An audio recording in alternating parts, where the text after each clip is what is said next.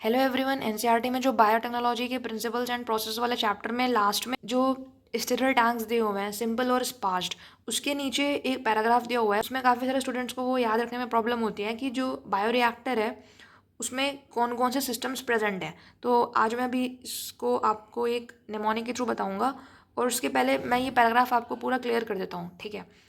तो सबसे पहले यहाँ पे लिखा है कि a stirred tank reactor is usually cylindrical और विद अ कर्व्ड बेस। तो यहाँ पे हम देख सकते हैं कि इस पैराग्राफ में 3 यूजेस गिवन है इस टैंक के, ठीक है।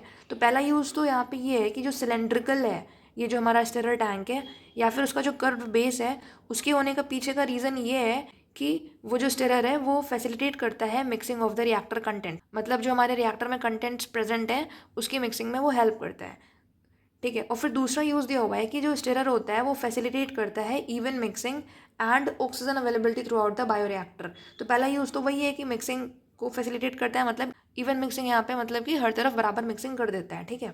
और दूसरा लिखा हुआ है कि oxygen availability through out the bioreactor, मतलब वो जो स्टिरर है उसमें जो कंटेंट प्रेजेंट है उसमें प्रॉपर चारों तरफ ऑक्सीजन की भी प्रॉपर अवेलेबिलिटी कराता है। तो ये इसका दूसरा यूज़ हो गया। और तीसरा यूज़ उसमें लास्ट वाले लाइन में लिखा है कि यहाँ पे जो सैम्पलिंग पोर्ट्स होते हैं ना, तो सैम्पलिंग पोर्ट्स यूज़ इस वजह से करते हैं ताकि जो उसका स्मॉल वॉल्यूम है कल्चर का, उसको पीरियोडिकली, मतलब एक बैच बन गया, एक थोड़ा सा हमें जितना रिक्वायरमेंट था एक उतना बैच बन गया, फिर हमने चेंज कर दिया बार बारी, तो वो हो गया सैम्पलिंग पोर्ट का यूज़। और फिर यहाँ पे एक असर्शन रीजन भी फ्रेम हो सकता है। अगर असर्शन में आता है कि a stirred tank reactor is usually cylindrical और विद अ कर्व्ड बेस, तो उसका रीज़न यही होगा facilitate the mixing of the reactor contents. फिर यहाँ पे जो बीच वाली लाइन लिखी है कि if you look at the figure closely you will see that the bioreactor has, तो इसको हम ऐसे याद कर सकते हैं कि आओ एफटी दें पढ़ के नीट सैंपल है। तो यहाँ पे ए से हम कह सकते हैं कि एजिटेटर सिस्टम प्रेजेंट है,